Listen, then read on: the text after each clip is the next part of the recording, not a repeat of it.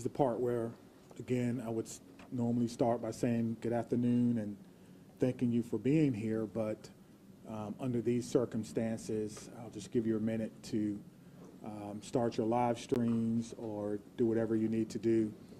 And while you're doing that, my name is Chief Sean Barnes, S-H-O-N-B-A-R-N-E-S. I'm currently the Chief of Police for the Madison Police Department. I'll be providing a brief update of the school shooting that we had today in Madison. There is some information that we're not going to release because it's still an ever-evolving situation. You'll hear from some of our representatives from our city and from our county, and behind me are a lot of people who came together today to make sure that the day ended well and that everyone else was safe. So with that being said, I'll go ahead and start my remarks. Today truly is a sad day for Madison and for our country. It is a day that I believe will live in our collective minds for a very, very long time. Here are the details. Today at 10:57 a.m., our team was called to the Abundant Life Christian School in reference to an active shooter. We know that 3 people are dead, including the suspect shooter. We know that the suspect shooter was a teenage student who attended the school. At this time, we're not releasing the age or gender of the student or any other identifying remarks about the student. 2 other people have died. That died were a teacher and a teenage student. 6 other people were injured. 2 students are now in critical condition in the hospital, and these injuries are considered life-threatening injuries. 4 students are also at other area hospitals with non-life-threatening injuries. But these are just the physical injuries that we know about. We know that this was the middle of the day of a school day, and so there will be other injuries that we'll have to face for a very, very long time. And we're going to do everything we can as a community to heal those injuries as well. Many of you have asked me about the why of this. Why did this happen? What do we know? What was the motivation? I do not know. But I will tell you this, our detectives are working hard in the investigative process to find out as many answers as we can so that we can further prevent these things from happening, not only in this community, but in other communities around our country. I think we can all agree that enough is enough, and we have to come together to do everything we can to support our students, to prevent press conferences like these from happening again and again and again. The school building itself is clear. We have cleared the school. There's no other threats or danger to the community. We're in the process now of what we call reunification. And what that simply means is making sure that every student that was in the school is present and accounted for and returned to their loved ones. This usually takes a while, but we have practiced, unfortunately, and practice, and that's why we're able to reunify students with their parents within hours of a school shooting. The reunification is taking place at the Dean Clinic on Stoughton Road, and I certainly thank them for their help. Again, we need our public to find an alternate route. If that is your normal way home as we get closer to the end of the day, please be patient or find another route home. We're currently processing the scene. We're interviewing those who may have been witnesses, and we're obtaining search warrants to get additional information.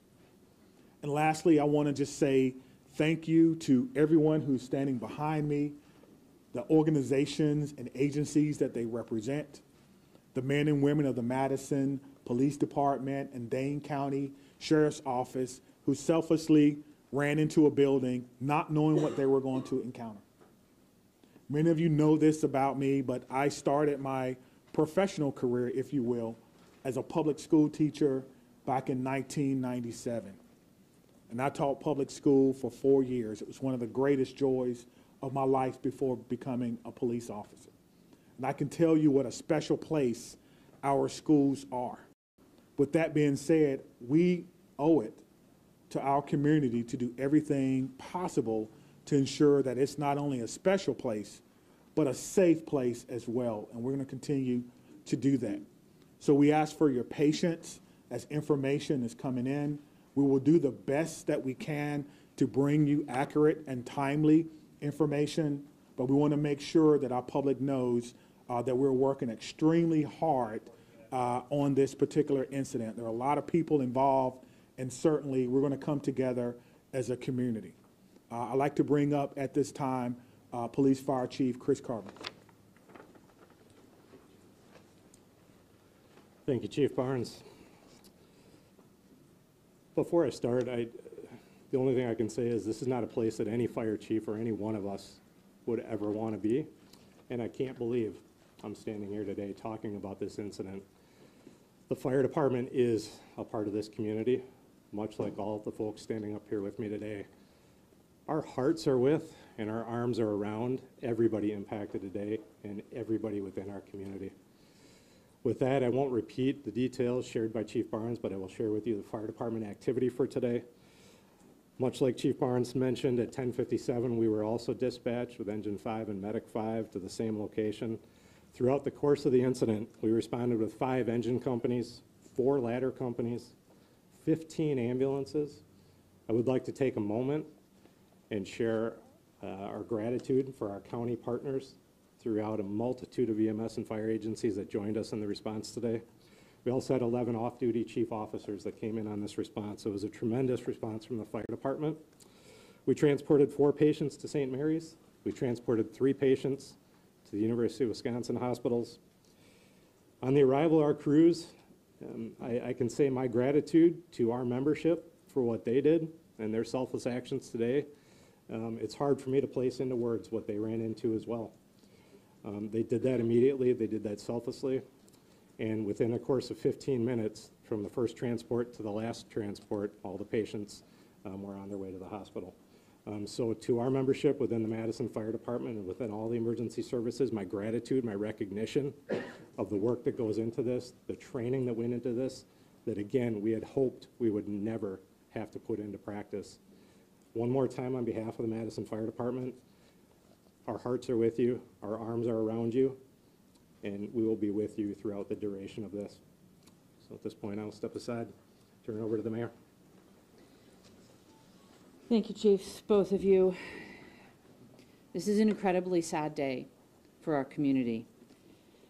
As you've heard, there is no danger to the community at this time, but our entire community has been impacted by this tragic incident. On behalf of the Common Council and the City of Madison staff, I want to offer our heartfelt condolences to the victims and families and to the whole Abundant Life community. Our focus now is on supporting them and supporting the victims and their families. And we will continue to do that through the coming days and weeks. I also want to thank our first responders, the police, fire, the medical staff, for their quick action and their life-saving efforts. As you've heard already, this is a whole of government response. It is not just police and fire. It is not just City of Madison.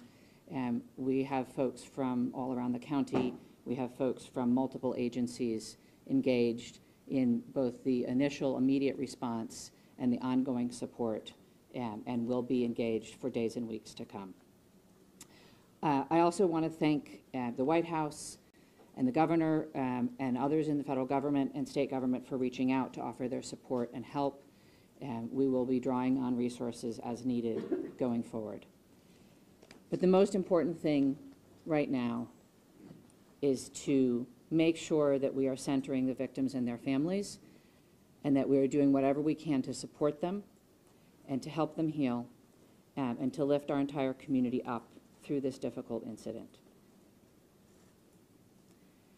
I am on record that I think we need to do better in our country and our community to prevent gun violence.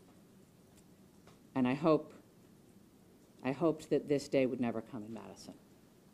It is not something that any mayor, any fire chief, any police chief, any person in public office ever wants to have to deal with. And so I will ask our entire community and our entire country to do whatever we can to make sure that no public official ever has to stand in this position again. And now I'll invite the county executive to the podium. Good afternoon, everyone. Today, our community is reeling from the heartbreaking and senseless tragedies at Abundant Life Christian School in Madison. As a mom who received a text from her son at a high school here in the city of Madison wondering if he was safe, I can tell you, this hits you in the gut. Our community is better than this. Our country is better than this. Cannot continue. My heart goes out to the victims and their families and the students and the educators, and the list goes on and on. Every one of us is affected by this unimaginable and unacceptable violence that has hit our community today. School community. The Sheriff's Department, the Department of Emergency Management, Department of Human Services have all been on the front lines. My phone has been ringing from people across our state and our nation asking what it is that they can do to help our community. And right now, it is our time to be committed to supporting this school, these students, and these families, and our first responders who went into that building during this devastating time. We must work closely with our law enforcement officers and first responders, mental health professionals, community leaders, and policymakers to ensure that we are taking care of one another. No community should ever have to endure such a tragedy. And my administration is going to do everything that it can to provide assistance to those who have experienced this devastating loss, and also do everything that we can to prevent such tragedy from occurring. To all of those who are grieving in our community, please know that you're not alone. Dane County stands with you. We're here to support you in any way possible. Please reach out and ask for help. The governor's office, as well as the mayor's office, and I will continue to update the public as we learn more. But please understand, there are many things that we cannot share with you right now. This is an active investigation. This is an active case. The SSM Health Clinic near the intersection of Buckeye Road and Stoughton Road is the reunification center. I know that that has been out, but we need to make sure that folks know where it is that they can go to be reunited with their children. Again, in the coming days, we are going to make sure that we are supporting those that have been most impacted by this. But folks, reach out, ask for help. This does not need to be the reality of our community. Thank you. All right, we'll start over here with questions. Just raise your hands. Tell us, how did this unfold? Can you give us a bit of a timeline, how your officers got into the building? Sure. We received the call at approximately 10:57 a.m. Someone from the school called 911 to report that there was an active shooter. That means something different to us, obviously. There's different protocols that go out, tone alerts even, so that even if officers are busy doing other things, they respond. One of the things that I do want to note is that our training center is about 3 miles from there. We have special event team medics, those that work with the fire department, responded to this particular scene from their training day. So what began as a training day became an actual day. And so that's how this call originally came in. Nicholas, did you have a question? What can you tell us, if anything, more about this shooter and what their motivations were, or have you made contact with their family members? Anything updated on that? Sure. There's nothing new that I can tell you about the shooter at this time. Again, as difficult as today is, that's still someone's child that's gone. That's still someone that has to deal with what happened today. And so we want to make sure that we can ensure as much cooperation as we can. You asked me about why, as I stated before.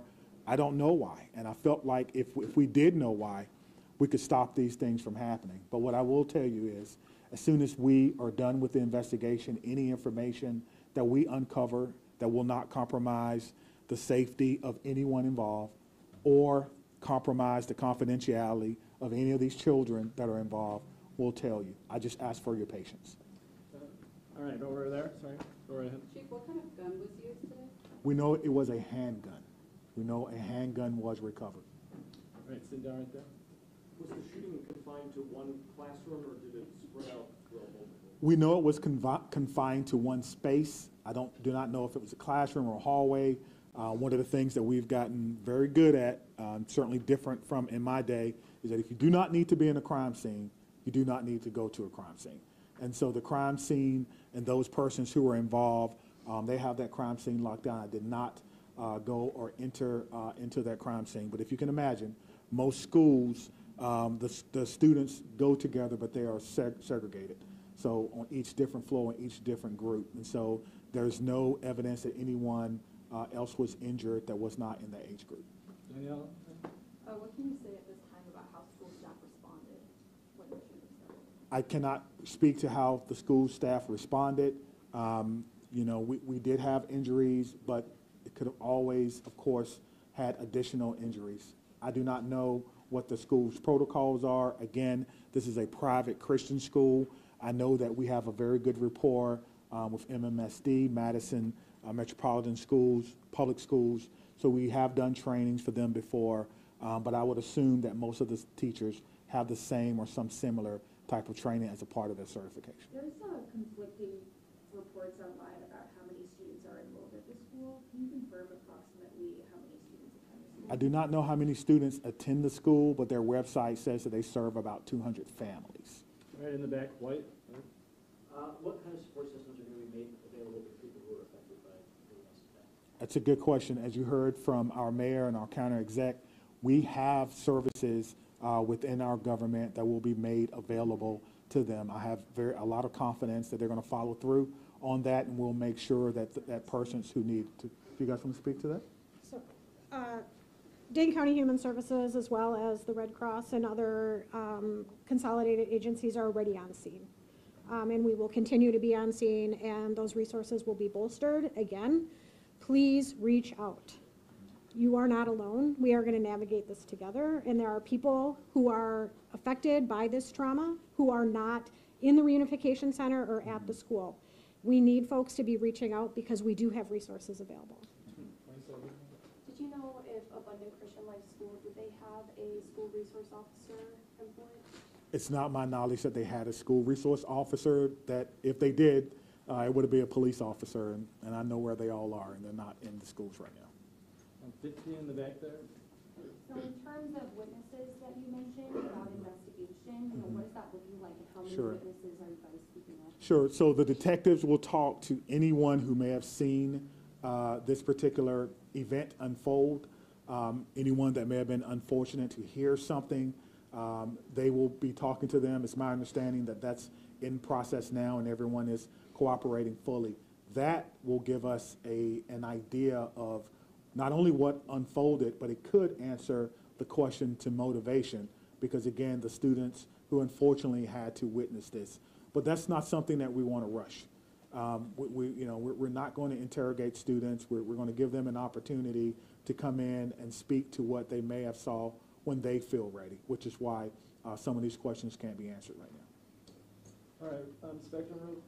How do you reassure the community that it's still okay to go back to school? I mean, everybody's got kids, and I think, maybe it happened at this school, but there's everybody that's got a kid anywhere, right? This in Dane County, it's gonna be hard. Yeah, I think you're asking me, how can I say 100% that no child will ever be harmed in school? I can't.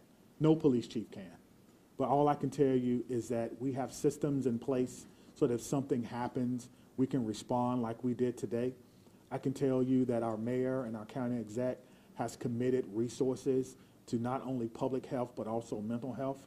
I can tell you that every teacher that I've ever had contact with at MMSD cares deeply about their students.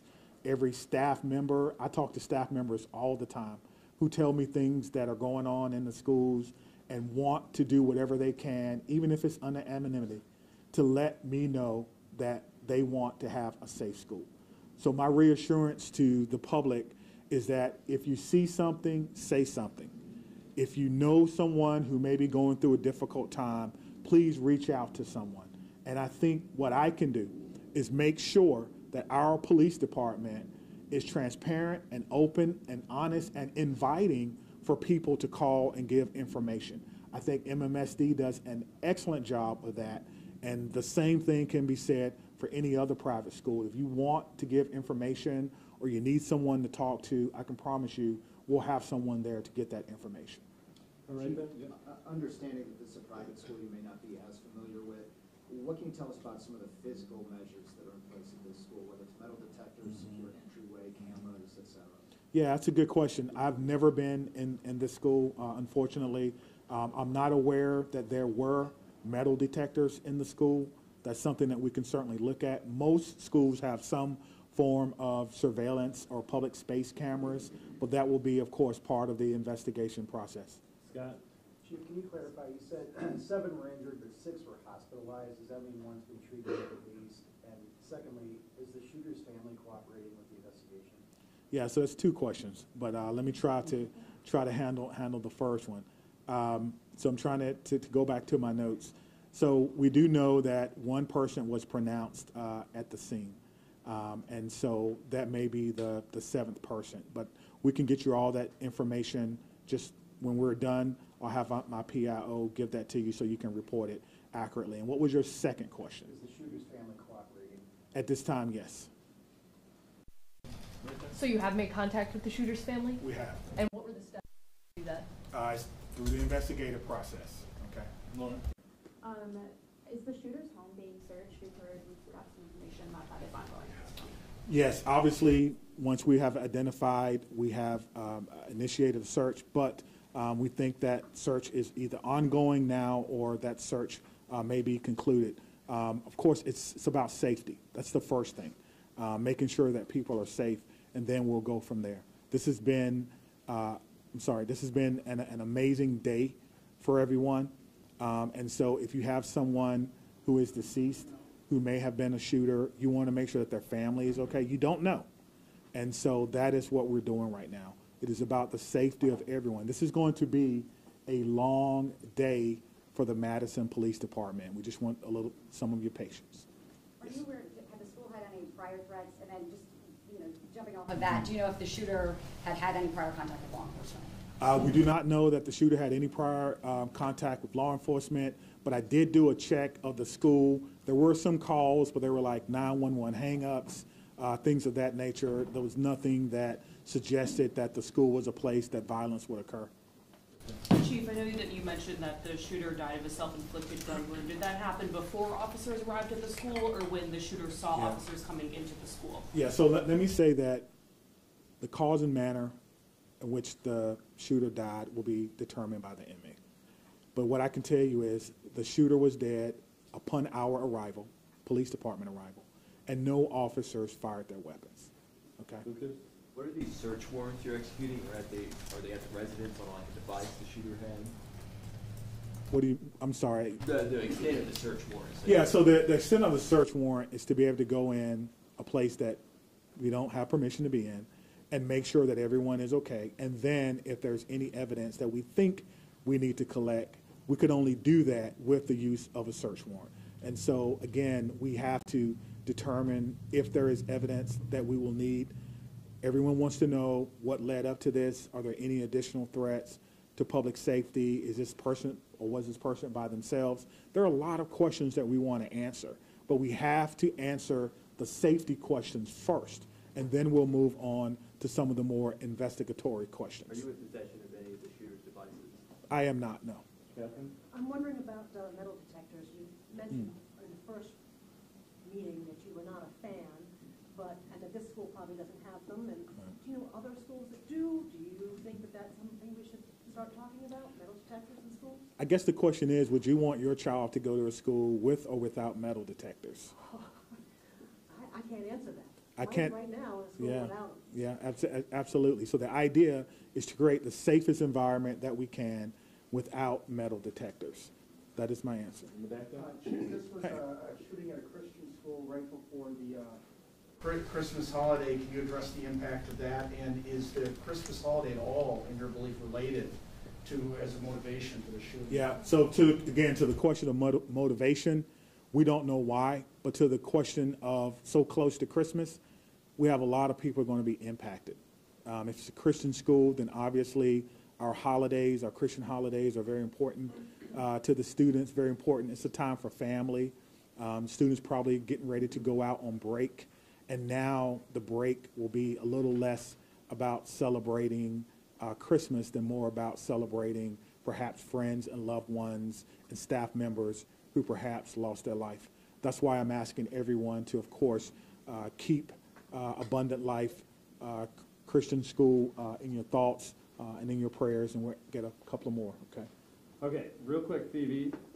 So it's a private school that takes public money through the voucher system. So what has this revealed about maybe gaps in security or training for staff? Mm-hmm. Is that something you're thinking about whether schools that are private that take public money need to be, kind of on par with public schools when it comes to safety? Well, what I'm telling you is that in 1997, I began my professional career as a public school teacher. I taught history for 4 years before becoming a police officer. So I did not get far enough to take courses in administration and budgeting of schools. I don't know what governs private schools, if they receive money, where that comes from. That would probably be a question that you would probably need to ask someone who's more intimately involved in the school system and what their requirements are if they do receive that. But you could probably compare what has happened or what goes on, their security measures, with the security measures of any school in MMSD, and then that may give you your answer.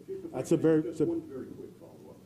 As you know, there has been some criticism to other law departments and their response to these school shooting incidents, particularly in Uvalde. How did that inform your game plan today, and how quickly were your officers able to get into the school? What were they told to do? Sure. We train on this, as I spoke about earlier.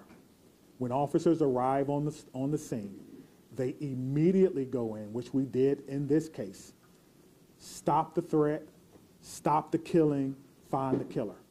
That's how we train, and that's exactly what we did today. There's no waiting.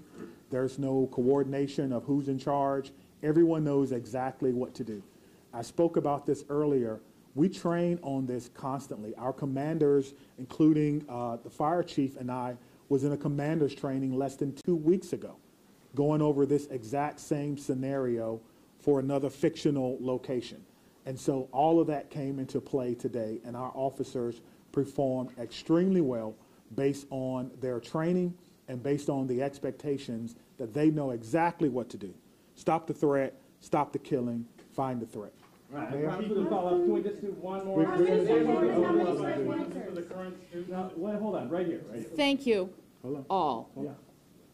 I think the questions have been asked, and we're straying a little far from what's most important at this point in time, and that is the victims and their families. I have 3 things to add. First of all, there is a lot that our community can and will do in the coming days to support the victims and their families, and we will have more information at future briefings.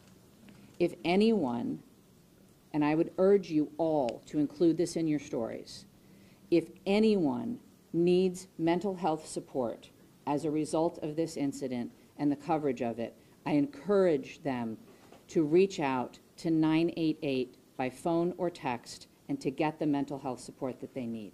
It is incredibly important that we take care of our community in this very difficult time. We all have a role in preventing gun violence. Our entire community needs to be part of the solution here. There are many things that we can do, and we can have those conversations in coming days. But first and foremost, what needs to be the priority for all of us is supporting our young people. And that is where our community's attention needs to turn at this point in time. The police department, the fire department, the city, the county will share additional information about the investigation as it becomes available. But I urge you all to help our community find resources to support their mental health and to find resources to support the victims and families at this time. Thank you all. Where can people go to see your updates? What can you tell them? It'll be on cityofmadison.com. Me, Stephanie, and Cynthia will stick around to answer any other questions, but that's all. Let me say just before I go, because the mayor mentioned that this was a whole of government response. It certainly was, and there's so many people that we want to thank. We cannot thank everyone, but it's also a whole of law enforcement response. Even though we are in different agencies, we all have the same training. And so I want to thank our partners with the FBI who are here with me today, partners with the ATF, Dane County Emergency Management. Of course, we already talked about our fire department. We've got calls from the Attorney General of the United States, Wisconsin State Patrol, our governor's office, State Patrol, Monona, as well as our sheriff's office. I know I may have left someone out, but thank you for how you responded, professionally, quickly, and according to the way that we all trained, and it all came together to ensure that no other persons were hurt. Thank you. Chief, can you just say what time you guys made entry? We just want to nail that detail down. 10:57. But that's the time you made Oh, entry. they right in 1 minute? We'll work on getting that, so our next, How long does it take should they arrive to the city to raise back? They receive the call at 10:57. yeah, so I will work on getting that information for our next media briefing.